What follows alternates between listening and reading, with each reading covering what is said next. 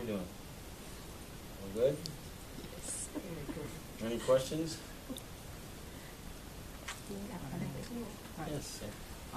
So you started by talking about how you normally play and give presentations like this to university students. How do they normally react to these presentations? I mean, they're obviously already in a class. Leave me your email address. I'll send you the link to a video that we made of some of the students' reactions. Yeah. Some of them are open-mouthed, like this, and some of them are sitting there busy texting. The ones in the back, you know, hard to reach. You have to bear in mind that, you know, for a lot of university students, courses on world music is an elective that they take for credits. So they see a list of, you know, elective courses, and they say, well, that looks like it's not too boring. Let's check that out. And then the teacher makes them listen to, you know, some obscure tribe from Ghana or something like that, and they go, why did I sign up for this? But then that's why they drag me in there to try to shake them up a little. But yeah, the reactions usually pretty gratifying. Yeah, I get they often ask, well, when they're music majors, then it gets really interesting. Then these are musicians. This is their life. That's what they care about. I've gotten some letters saying that, you know, listening to this kind of music changed their whole approach to music. It's pretty gratifying. Yes, we have time for questions. Anybody? Do the auxiliaries have the size as well? Yes, of course. Absolutely. Absolutely have the size. Because those are my three favorites, the car size and Camacho. Yes. I have a size. Wow. Yes. But that's a whole different tradition. Oh, it is? Yeah, absolutely. Music is completely different. More like Indian? No, it's like Azerbaijani saz. Remember what it's for. It's for accompanying the minstrel, the bard, the storyteller. He's telling epic legends. He's telling. Sometimes these stories go on so long they have to meet again the next day to hear the end. You know, sort of like damages. You know, what's going to happen? And they accompany themselves on this instrument. It's a relatively simple instrument with simple melodic construction, but the stories are complex. You know, they're legends, myths, tales. Sometimes they'll discuss, like they'll hit on philosophical themes. Someone may actually challenge an ashuk and say, you know, hey ashuk, what's the meaning of life? And then he'll have to, you know, spontaneously improvise some kind of philosophy for the listeners. Did you have a question? Yeah, I have a question about the instruments Yes, and please. the building of the instruments. Is there a similar tradition as in, let's say, Western Europe with violins, that they can be 200 years old and that their sound is very specific and very refined, and that there are very precise prescriptions on how to treat the wood and so on and so on? Is there a similar sophistication in the building of instruments? Not the sophistication in building them. Yes, there's the precise building is required. You can't. I mean, one can make a sloppy kamancha or a sloppy tar. I mean, there's a wide range of qualities in these instruments. These are pretty good. The ones that I have are, I won't say they're the best, but they're pretty good. I once went to a violin maker and repairman in Manhattan when I lived in New York City, because I wanted to get some horsehair. And our bows are quite different. And I saw his display case, and I saw all these violin bows. Bows. Not violins, just bows. And they range from like $100 to like $20,000 for a bow. And I was mesmerized by this. And I said, what's the difference? He said, really, very little. But when you play the violin well, you need that difference. You know, you'll appreciate that difference, and you're going to pay for it. You know? I said, well, I just need some horsehair for this ratty old thing. And I took that $20,000 bow and I tried to play the Comanche. Now, it just didn't sound good at all. It was very thin and reedy. This has bite, you know. And this is a good bow because I can adjust the tension with my hand. When you're playing this way, you cannot do that. You have one tension here. You can attack the string differently, But this, you can actually modulate the volume by tensing and relaxing as you play, and it becomes instinctive. In the beginning, it's kind of like learning to drive a car with a stick shift. You know, you just have to know how to clutch and shift and brake and gas at the same time and steer. and then it all just folds together. It becomes like one. You see how like when I play, there's I don't even know I have fingers anymore. You know, it's just one thing. Do the instruments get better when they age? Not necessarily. Not necessarily, but there's a kind of a patina about an old instrument that's enjoyable. I've seen some really fine brand new instruments in Baku. They're making great instruments now. Very precision, you know, like as if they studied with a violin maker to get everything exact. You know, the grain of the wood goes this way and all that stuff. But again, this acoustics of these kind of skin-face instruments are entirely different. They don't depend on an arched piece of wood to vibrate in harmony with the other parts. So you know, it's got a membrane here. And by the way, you see the shape? You probably recognize that. It looks like a slightly flattened dome of a mosque. You know, we associate that onion shape with Islam, but the concept of that shape predates Islam and has nothing to do with architectural aesthetics. Although that follows. Now, you know, it's a recognize. Oh, I see. That reminds me of, you know, Islamic architecture. Of course, there's an association now, but in the beginning, it was purely acoustics, and it's all based on the same geometry that we currently use for satellite dishes. Parabolic curvature. This is a parabola, parabolic arch. You see this point here? Imagine one here. That's the second focal point, and it's 360 degrees rotated around that parabola. And the tar has 10 parabolas in it, all kind of angling toward each other. So it's a merger of the ergonomics of how human beings' arms and hands work with a pick, and the parabolic. And only Azerbaijani tar has that, by the way. No other instrument has that. That's why this little guy has such incredible projection. So I'll just show off a little sound here. Look at this little guy.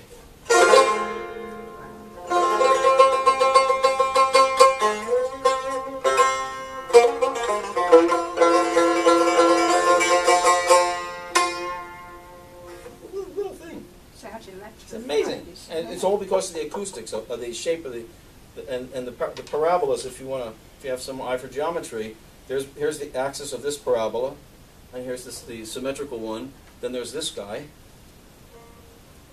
See the parabola here, the arch? Inside it's carved like that, and then it has to meet the second chamber. It's very, very precise. People say, why did they make it? Why is it made this way? It's an ideal in acoustical instrument that you can hold in your hands like this. Is that the guitar? Is the idea for the guitar the shape? I had heard a story that I like very much about that. That the guitar came from Andalusia, of course, and the Andalusians came from Rajasthan. How'd they get to Andalusia from Rajasthan? If you look at the map, it goes right through the Caucasus. So I heard that the word guitar is the contraction for Gitano Tar. Because Gitano was what they called themselves. More oud? More what? More oud? I've got a request. Do we have time? Oh Marty? yeah, totally. Okay.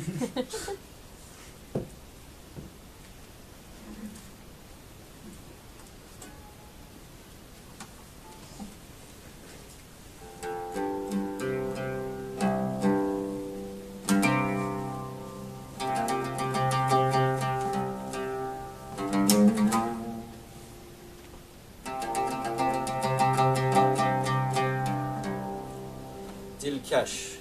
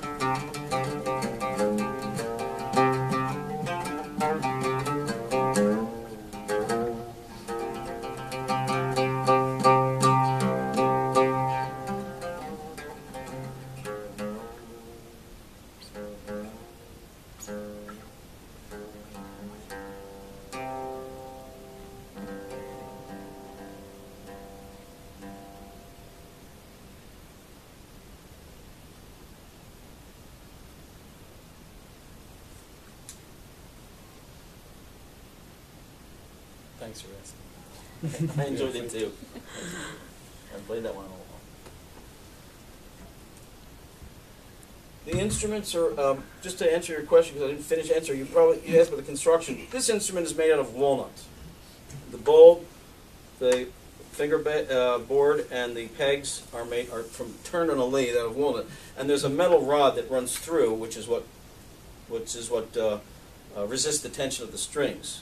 So because of that, the musicologists classify this as a spike fiddle, because there are spike fiddles all over the place, all throughout the Middle East, Central Asia, etc. And actually in Afghanistan they have one called the gichak, which the soundboard is made out of an empty gasoline can, and it sounds incredibly good. So when you ask about the finesse of the Western instruments, you can get amazingly rich sounds out of a piece of tin, and the right attitude. It's all you do all day long, from dawn to dusk for 70 years. You go like this. It's eventually going to get, that stone is going to get so polished, it's going to be pretty smooth.